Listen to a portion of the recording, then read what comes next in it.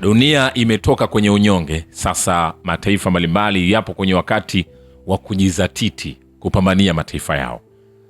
Kamanda mwandamizi wa jeshi la Iran ameonya vikali Donald Trump.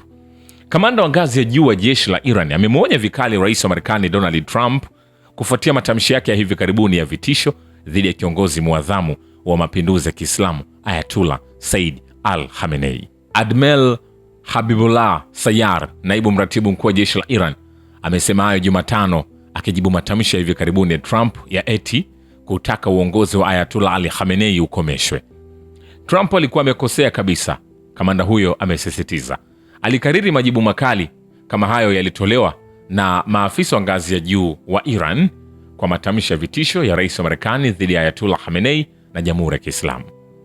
Naye Jenerali Abolfaz Shekaj, msemaji wa vikosi vya jeshi la Iran, Jumanne alipuuzilia mbali vitisho vya hivi karibuni vya Trump, akionya kwamba hatua yoyote ya uadui itakayoelekezwa kwa kiongozi muadhamu wa mapinduzi ya Kiislamu Ayatollah Said al-Khamenei itakabiliwa na kisasi kikubwa cha kijeshi. Jenerali Shekarch amesisitiza, Trump anajua kwamba ikiwa mkono wa uchokozi utaelekezwa kwa kiongozi wetu, hatutaukata tu mkono huo, na hii si kauli mbiu tu, lakini tutawasha moto kwenye ulimwengu wao na kuwaacha bila kuwa na pahali salama katika eneo. Aidha, haya yanajiri siku chache baada ya rais Masoud Pezeshkian wa Iran kuonya pia kwamba shambulio lolote dhidi ya kiongozi wa mapinduzi ya Kiislamu litakuwa tangazo la vita kamili na taifa la Iran. Akishambuliwa Ayatollah Khamenei, kiongozi mkuu wa Iran, imeshambuliwa Iran, Iran nzima itaingia kwenye vita. Hiko ndo kiapo ambacho wamekieka. Lakini hayo yakiendelea, Iran imetangaza idadi ya waliouawa kwenye ghasia zilizochochewa na wa magharibi. Wakfu wa mashahidi na maveterani wa Iran umetangaza kwenye taarifa kwamba katika vitendo vya hivi karibuni vya ugaidi vilivyoungwa mkono na Marekani na utawala kizayuni wa Israeli, watu 3117 walipoteza maisha yao, wakiwemo raia na maafisa usalama. Taarifa ya wakfu imeeleza kuwa hii ina maana kwamba watu 2427 miongoni mwao ama walikuwa vikosi vya usalama au raia wasio na hatia ambao waliuawa washahidi, na waliobaki walikuwa wahalifu au magaidi wenye silaha waliochochewa na wa magharibi.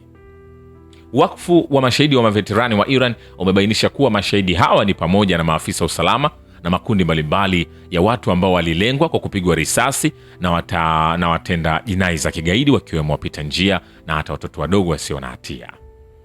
Baraza la usalama wa taifa la Iran limeeleza kuwa magaidi walishiriki kwenye uhalifu wa mtindo wa Daesh, ikiwa ni pamoja na kukata watu vichwa, kuwachoma visu na kuchoma watu moto wakiwa hai. Taarifa baraza hilo imesema ghasia hizo pia zilisababisha uharibifu mkubwa kwenye masoko, maduka, benki, misikiti, hospitali, magari ya wagonjwa, vituo vya zimamoto, kliniki na miundombinu ya umma. Baraza hilo limebainisha kwamba matukio hayo yalianza kama maandamano ya amani ya wafanyabiashara na vikundi vya wajasiriamali kuhusu matatizo ya kiuchumi, ambapo Rais Masoud Pezeshkian alikutana na wawakilishi binafsi ili kusikiliza wasiwasi wao na kuagiza polisi kujizuia kabisa. Hata hivyo, ripoti hiyo imesema kwamba mitandao ya machafuko iliyopangwa iliingilia kati ili kuzuia kupatikana suluhu ya amani ya mgogoro huo na kuanzisha mashambulizi ya silaha iliyokusudiwa kusababisha vifo vya watu wengi na kuvuruga utulivu mijini.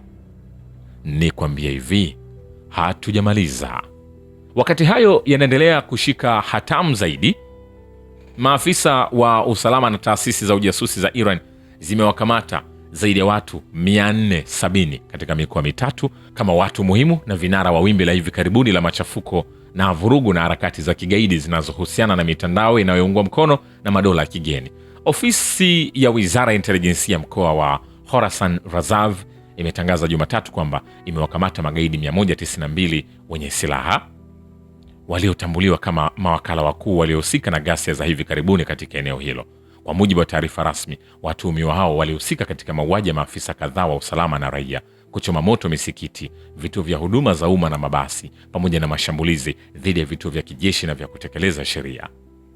Vifaa vilivyokamatwa kutoka kwa kundi hilo ni pamoja na fulana kadhaa za kuzuia risasi, bunduki za Kalashnikov, silaha za uwindaji, bunduki za Winchester na silaha mbalimbali baridi kama vile majambia, mapanga, visu, pinde za msalaba na minyororo. Ushahidi unaonyesha kwamba baadhi ya watu hao walikuwa na uhusiano na harakati za uadui na mashirika ya kigaidi, wakiwa na uhusiano na watu wa ng'ambo. Wengine walitambuliwa kama wanachama wa magenge ya wahalifu makatili, wakishiriki kikamilifu katika machafuko pamoja na washirika wao. Wakati huo huo, katika mkoa wa magharibi wa Lorestan, IRGC imetangaza kukamatwa watu 134 kama viongozi wakuu na mawakala wenye ushawishi mkubwa wa mtandao wa kigaidi unaofadhiliwa na Marekani wa Israeli. Wakati huo huo, katika mkoa wa magharibi wa Lorestan, IRGC imetangaza kukamatwa watu 134 kama viongozi wakuu na mawakala wenye ushawishi mkubwa wa mtandao wa kigaidi unaofadhiliwa na Marekani na Israeli. Taarifa ya IRGC imesema kwamba watu hao waliunda vikundi vya kigaidi wakati wa machafuko ya hivi karibuni, wakifanya vitendo kama vya Daesh. Walijeruhi askari usalama kwa silaha za moto na baridi na kuchoma na kuharibu mali za umma na za kibinafsi, ikiwa ni pamoja na misikiti, maduka, benki na magari ya watu binafsi na ya umma. Katika mkoa wa kaskazini magharibi wa Zanjan, polisi waliripoti kuwakamata watu 150 waliotambuliwa kama viongozi wakuu na mawakala nyuma ya ghasia za hivi karibuni nchini Iran. Kumbuka, Marekani na Israeli walitengeneza mbinu ya kutaka Iran maandamano yafanyike, alafu watu wanavyouawa inaonekana dunia yote impige kelele Iran ili apate nafasi ya kuingia pale kudhibiti kile anachotaka kudhibiti, ikiwemo Iran kutomiliki nyuklia na silaha nyingine hatari, ili kuhakikisha Israeli anakuwa salama. Na mbinu aliyotumia ni kuwa waandamanaji kwa vikundi vya watu ambao walikuwa wameandaliwa ili kuonyesha Israeli Iran wanaua waandamanaji, kitu ambacho Iran alifanikiwa. Aliwaita mabalozi wote wa mataifa ya kigeni, akaweka chini na akawaonyesha video zao magaidi wakiwaua waandamanaji, na lengo lilikuwa ni kuonyesha Iran wamefanya hivyo wakati si Iran waliofanya hivyo. Mbinu hiyo ilifeli. Ogopa teknolojia. Vilevile, Said Abbas Aragachi, waziri wa mambo ya nje wa Iran, amesisitiza kwamba uchokozi wowote mpya wa kijeshi dhidi ya Iran utakabiliwa na jibu kali na la uhakika. Aragachi amesisitiza kwamba Marekani lazima ibadilishe mwenendo wake na ikubaliane na Jamhuri ya Kiislamu ya Iran kwa msingi wa heshima ya pande zote na maslahi ya pamoja. Waziri wa mambo ya nje wa Iran ameandika makala kwenye jarida la Wall Street Journal na kueleza wazi kwamba hatua za uadui zilizochukuliwa na Marekani dhidi ya Tehran zimeshindwa kugonga mwamba. Said Abbas Aragachi ameeleza kwenye makala yake hiyo kwamba maandamano ya amani yaliyofanyika nchini Iran yaligeuka kuwa vitendo vya vurugu baada ya siku chache kufuatia kuhusika kwa mamluki wa kigaidi wa ndani na nje, na kwamba kukatwa kwa mtandao wa internet ilikuwa hatua muhimu ya kudhibiti hali hiyo. Katika kujadili uingiliaji wa rais wa Marekani Donald Trump kwenye masuala ya ndani ya Iran, waziri Aragachi ameandika, vitisho vya Trump dhidi ya Tehran vinavyolenga kuingiza Marekani katika vita vipya vinavyohudumia maslahi ya utawala haramu wa Israeli vimesababisha viwango vya juu vya mwagaji damu, na kwamba ashirio la Mike Pompeo, waziri wa zamani wa mambo ya nje wa Marekani, kuhusu ushawishi wa shirika la kijasusi la Israeli Mossad ni mfano wazi wa mwenendo huu. Aidha, kwenye chapisho lake kwenye mtandao wa kijamii wa X, waziri wa mambo ya nje wa Iran Abbas Aragachi amesema Ulaya sasa inasumbuliwa na matokeo ya usaliti wake wa zamani kwa Iran na inakabiliwa na unyanyasaji kama huo kutoka kwa Marekani. Hayo yakiendelea, rais wa Urusi Vladimir Putin amesema Denmark imekuwa ikichukulia Greenland kama koloni lake, na amesema hayo akitoa mtazamo wake kuhusu mpango wa rais wa Marekani Donald Trump wa kukinunua kisiwa hicho cha Arctic kinachojitawala. Daima Denmark imekuwa ikitazama Greenland kama koloni lake na kuamiliana nayo kwa ukali sana, kama si kwa ukatili. Putin amesema hayo akihutubia mkutano na Baraza la Usalama wa Taifa la Russia katika ikulu ya Kremlin Jumatano. Putin amesema Russia haina ushiriki wowote katika mzozo kuhusu umiliki wa kisiwa hicho. Anasema hakika ituhusu, nadhani watalitatua kati yao wenyewe, amesisitiza rais wa Russia. Shukrani kwa baba ukivita na historia ya dunia. Mimi ni Richard Shio, The Rich Voice. Ni follow Instagram na TikTok kama Rich Voice Official.